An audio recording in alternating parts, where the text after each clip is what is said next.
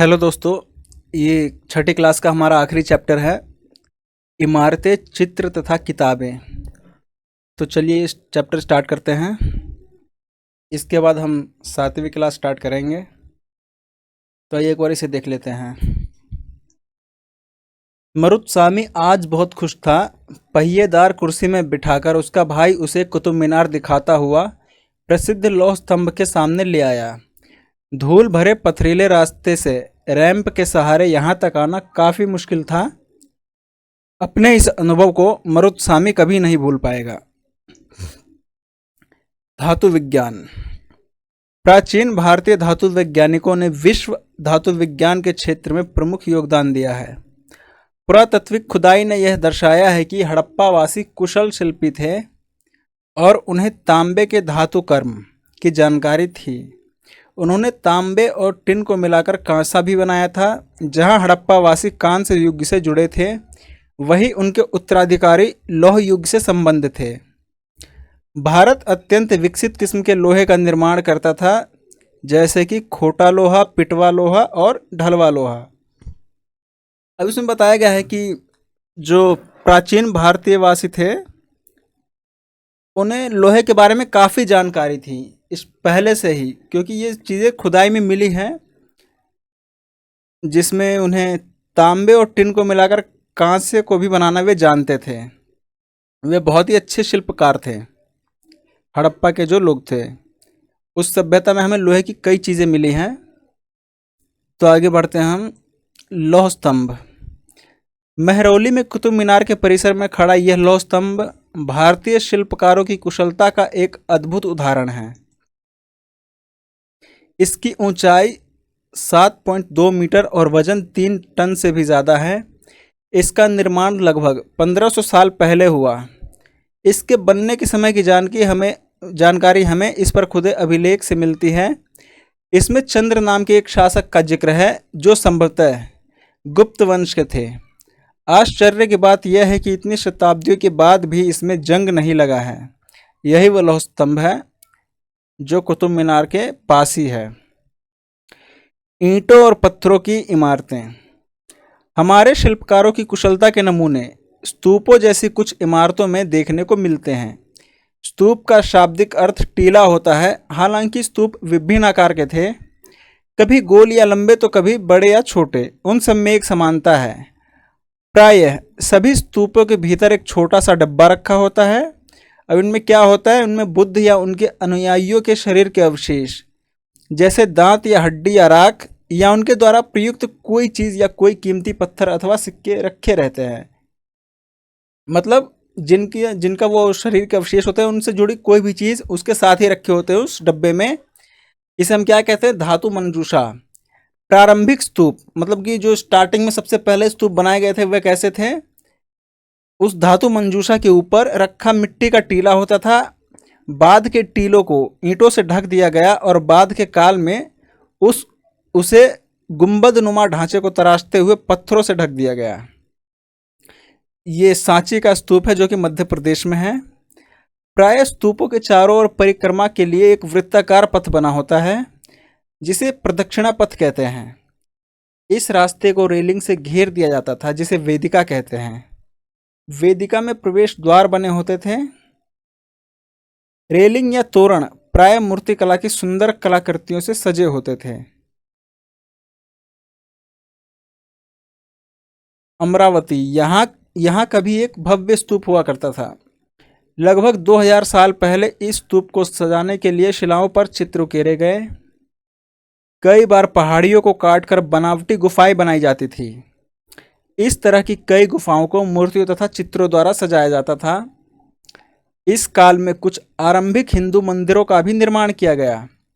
इन मंदिरों में विष्णु, शिव तथा दुर्गा जैसे देवी देवताओं की पूजा होती थी। मंदिरों का सबसे महत्वपूर्ण भाग गर्भगृह होता था, जहां मुख्य देवी या देवता की मूर्ति को रखा जाता था। इसी स्थान पर पुरोहित धार्मिक अनुष्ठान करते थे और भक्त पूजा करते थे। अक्सर गर्भगृह को एक पवित्र स्थान के रूप में दिखाने के लिए भीतर गांव जैसे मंदिरों में उसके ऊपर काफी ऊंचाई तक निर्माण किया जाता था। जिसे शिखर कहते थे। शिखर निर्माण के कठिन कार्य के लिए सावधानी से योजना बनानी पड़ती थी। अधिकतर मंदिरों में मंडप नाम की एक जगह होती थी। यह एक सभागार होता था जहां लोग इकट्ठा होते थे।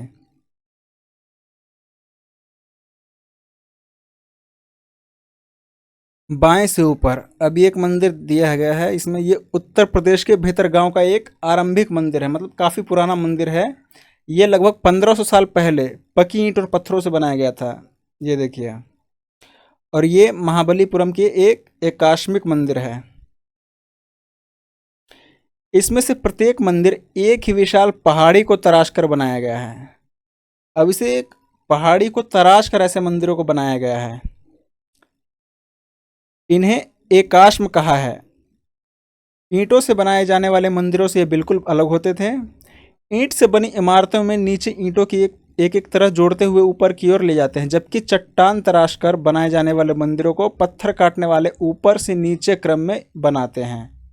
ये देखिए, इसको काट काट कर ऊपर से नीचे की तरफ लाया गया है, तराशा गया है। और जो कि ईंटों से बनाए जाते हैं वो नीचे से ईंटों को जोड़ते हुए ऊपर तक ले जाते हैं।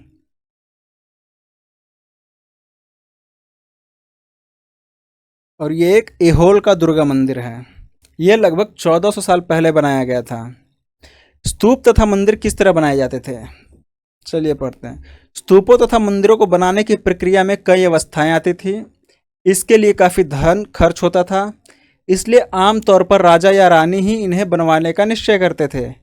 पहला काम अच्छे किस्म के पत्थरों को ढूंढकर शिलाखंडों को खोदकर निकालना होता था। फिर मंदिर या स्तूप के लिए सोच विचार कर तय किए गए स्थान पर शिलाखंडों को पहुंचाना होता था। यहाँ पत्थरों को काट छाट तराशने के बाद खंभों, दीवारों की चौखटों, फर्शों तथा छतों को आकार दिया जाता था। इन सब के तैयार हो जाने पर सही जगहों पर उन्हें लगाना काफ़ी मुश्किल काम होता था। अब ये बताया गया है कि मंदिरों को बनाने में कितनी ज़्यादा मुश्किलें होती थी और क्या क्या प्रक्रियाएं होती थी। इस तरह के शानदार ढांचों का निर्माण करने वाले शिल्पकारों को सारा खर्च संभवतः राजा या रानी ही देते थे। इसके अतिरिक्त इन स्तूपों या मंदिरों में आने वाले भक्त जो उपहार अपने साथ लाते थे उनमें इमारत की सजावट की जाती थी। जैसे हाथी दांत का काम करने वाले श्रमिकों के संघ ने सांची के एक अलंकृत प्रवेश द्वार को बनाने का खर्च दिया गया है। अब प्रवेश द्वार को तोरण कहा जाता था। इनकी सजावट के लिए पैसे देने वालों में व्यापारी, कृषक, माला बनाने वाले, इत्र बनाने वाले, लोहार, सुनार तथा ऐसे कई स्त्री पुरुष शामिल थे जिनके नाम खम्भों, रेलिंगों तथा दीवारों पर खुदे हैं। इसलिए जब तुम इन स्थानों को देखने जाओगे तो याद रखना कि कितने सारे लोगों ने इन्हें बनाने और सजाने में अपना योगदान दिया है।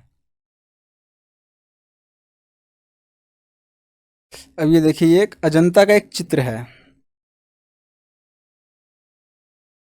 अजंता की गुफाओं के बारे में हम पढ़ेंगे आगे की क्लासेस में। मानचित्र में साथ में अजंता को ढूंढो। ये वह जगह है जहाँ के पहाड़ों में सैकड़ों सालों के दौरान कई गुफाएं खोदी गई है। इनमें से ज़्यादातर बौद्ध भिक्षु के लिए बनाए गए विहार थे। इनमें से कुछ को चित्रों द्वारा सजाया गया है। यहाँ इनके कुछ उदाहरण दिए गए हैं। गुफाओं के अंदर अंधेरा होने की वजह से अधिकांश चित्र मशालों की रोशनी में बनाए गए थे। इस चित्र के रंग 1500 साल बाद भी चमकदार हैं।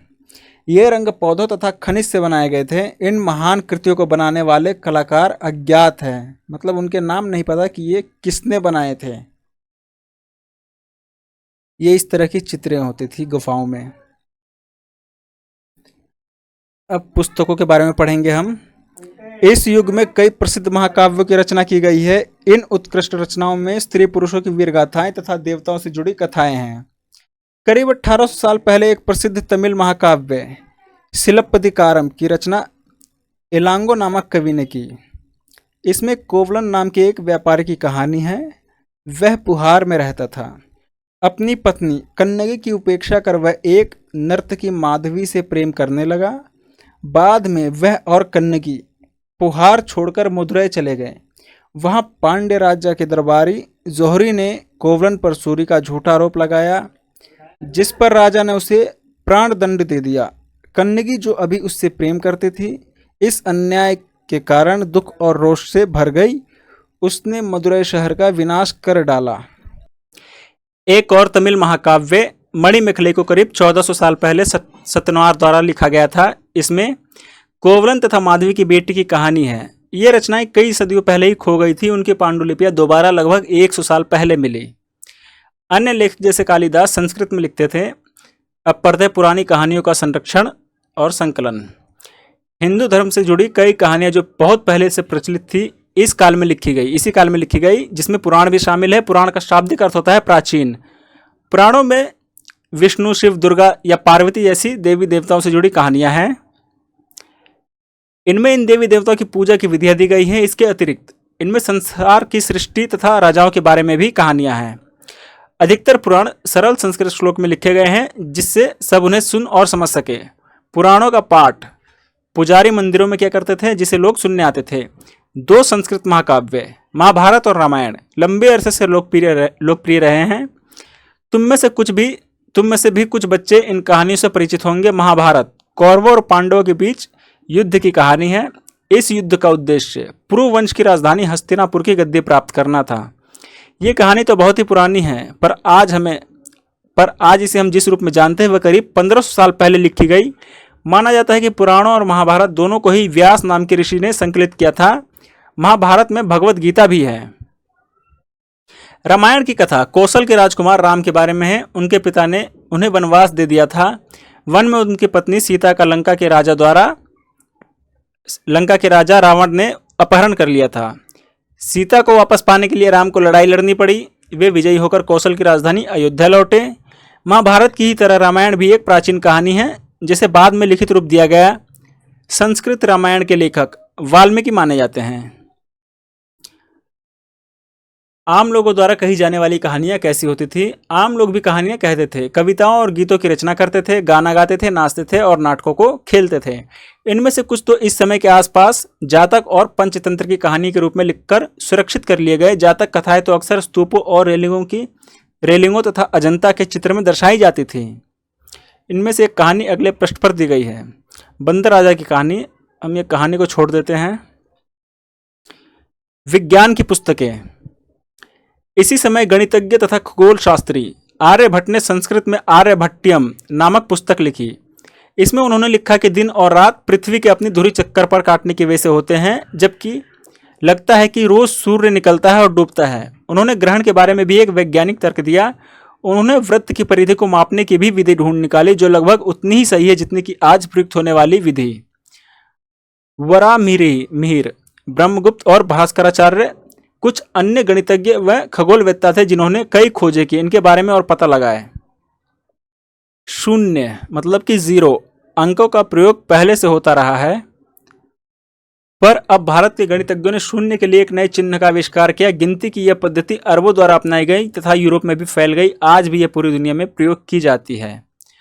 आयुर्वेद चिकित्सा विज्ञान की एक विख्यात पद्धति है जो प्राचीन भारत में विकसित हुई।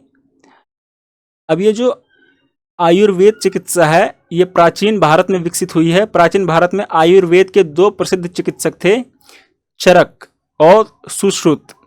चरक द्वारा रचित चरक संहिता औषधि शास्त्र की एक उल्लेखनीय पुस्तक है। अपनी रचना सुश्रुत संहिता में सुश्रुत ने शल्य चिकित्सा की विधियों का विस्तृत वर्णन किया गया है।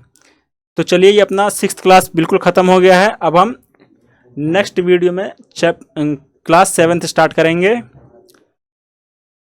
तो चलिए मिलते हैं हम नेक्स्ट वीडियो में। अगर आपको वीडियो पसंद आई हो तो वीडियो को लाइक करें और मेरे चैनल को ज़रूर सब्सक्राइब कर दें।